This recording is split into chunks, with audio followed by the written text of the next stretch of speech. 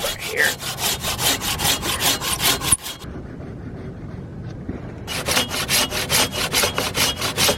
Okay. Got a little more color. Yeah, that's pretty. That main stem. Yeah. This side will just take off. Okay.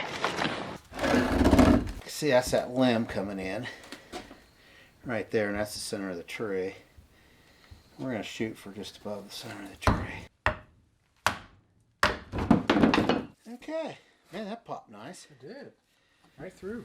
A whole lot better than I expected. Got a little bit of color. I'm going to lose a lot of it, but that's okay. Huh. Interesting. Now, will this white wood darken with age? A little. It'll oxidize a little, but it won't get like this. Dark. If you let that log lay there for a year or two, because walnut doesn't really rot very easily, and that color would leach out into that sapwood, plus the color from the bark would leach in.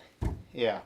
And so you can take a log, if you got a small walnut log, you can let it lay for a while and actually really help your situation on colored wood if you're after more color. I kind of like contrast.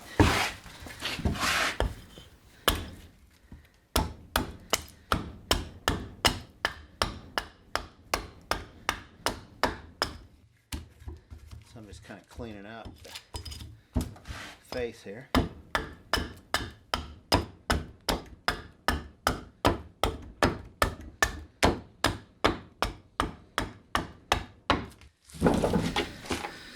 So keep some of this division and come down in here, and so just hollow it out first and kind of get that established where we're going to go with this. So this is going to be kind of ornery probably in here because we got that joint in the tree there. There was a nice open fork. If this had been a real narrow fork, there would have been a bark inclusion in there. But because it was a wide fork, there's no bark in it, which is really nice.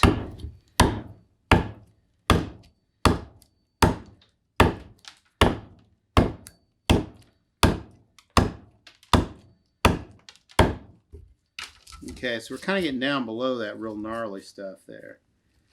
And stretch this out just a little bit more. Kind of ornery wood. Okay.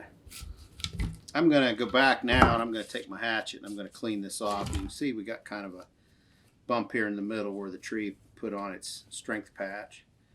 We kind of want to get rid of all that so we know what we have to work with wood-wise. So we go back to our hatchet now. Here, maybe if I turn it.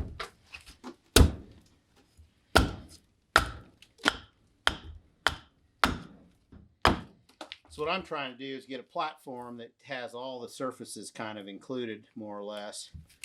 And just so I can kind of know what I've got that I have to work with wood-wise.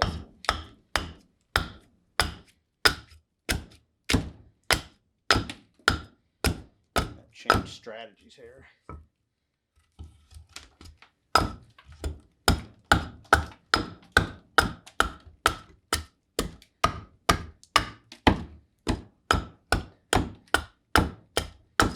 Now I couldn't go with the grain there because it's pulling me in. So I just turned and went cross grain sideways.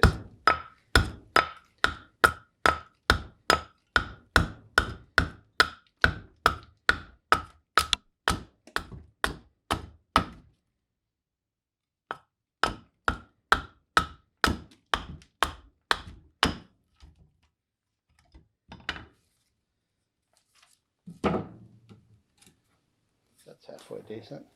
So what I'm probably going to do is have my base area be here so I don't have to get too thin, and then pull these up a little bit on each side just so I can clear this bark off. I don't want that bark on my...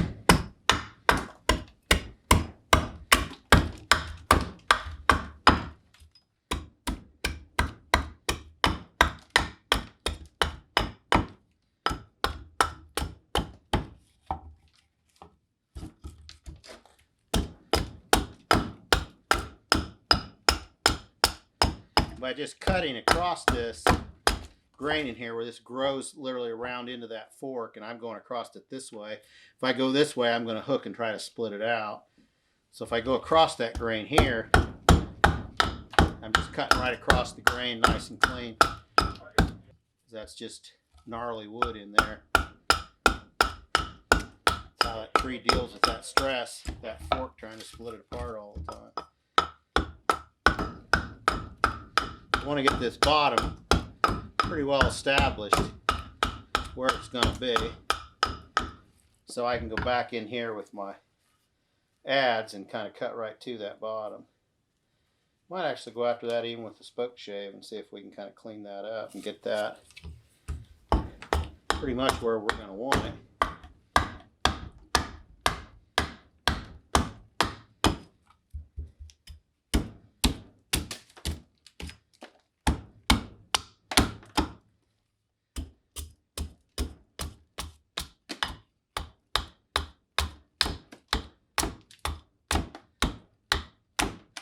Again, just doing the same thing on the outside. I'm getting that bark off. So I have my perimeter of my piece that I can work with pretty well set before I go to hollowing too much. Here I'm just working right down that tree. The butt of the tree was down there in the ground, and I'm just kind of following that.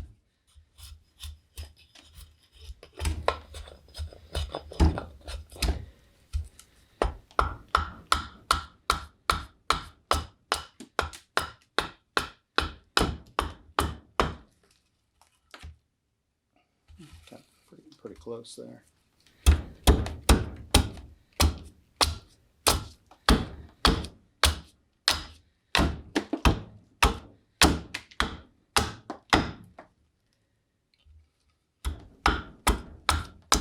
Not a perfectly symmetrical fork, so we're not going to get a perfectly symmetrical bowl, but that should be kind of interesting. Okay. Now, it doesn't set terrible, but I'm going to see if I can shave that bottom just a little bit with my spoke shave. I don't know what we got here. Let's see. Lose my glove now. I got all the outside off of it. There's some poison ivy on it, and I'm just kind of being cautious. Like poison ivy.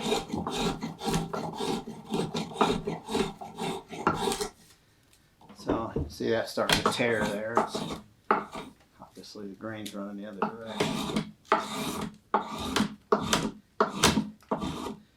It's really gnarly and green like this. It's just going to be ornery. You're just going to have to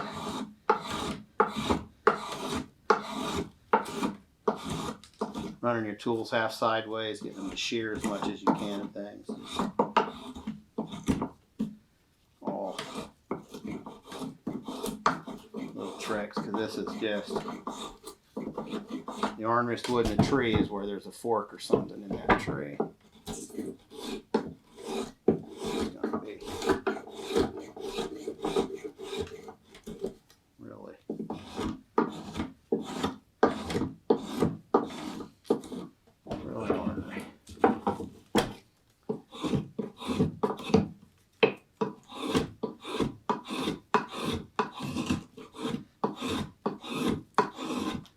Trying to kind of get down to something that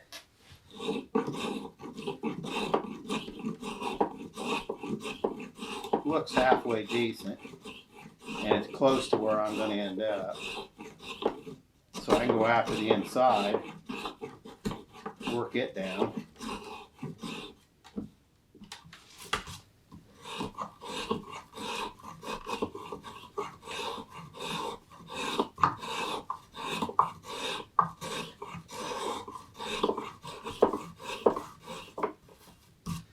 Then when the bowl's all done, finished, I might go over this with a planing and it'll clean it up, get it nice. But not too worried about it right now.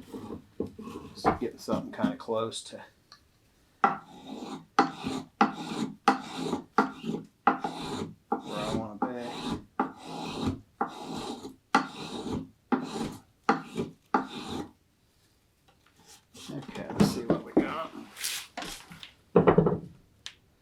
That's pretty decent. I mean, it's got a little rock this way, and we're a little high right in the middle somewhere.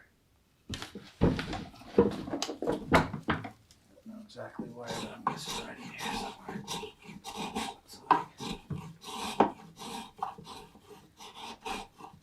Kind of got to watch your fingers doing this. You'll smash pinching in there all that good a time. But I think that's good enough for right now for what we're doing.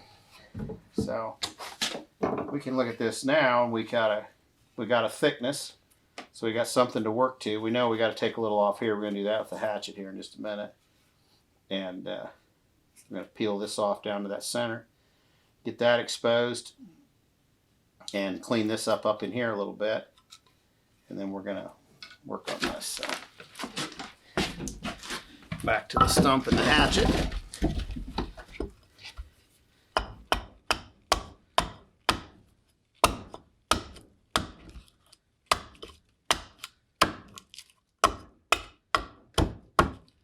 Right there's the center. You can see the pith, and we just want that exposed so that we want to get just below that. So we're just going to go down there another little bit, because that'll crack if you leave that there in the edge of your bowl. Guarantee you that's going to crack on that line. That's just a natural stress point in the tree, and it'll just crack, guaranteed. Move this side up a little bit, down through this middle.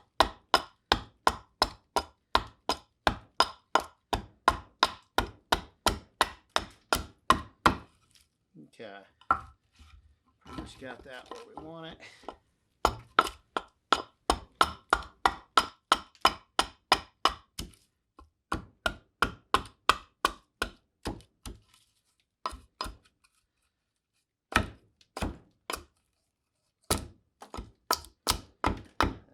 See that brashness and that walnut wanting to split out ahead of that hatchet. It's just kind of brashy wood. And see that right there? We still got that center. And so we want to get that out of there so that we don't get a split there. So we're going to just take a little more off down here.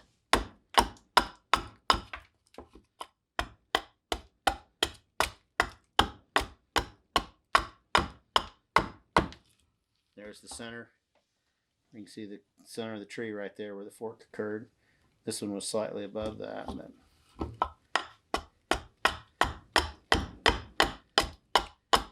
a lot of people forget trees only grow in one dimension, and that's out.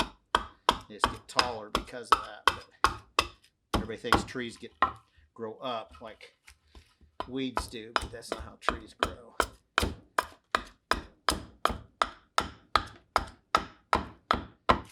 Okay, so we're just below the center there, and we've got everything defined. Got our sides and everything. So now we can actually go after this and go in here. Now we can hollow this out and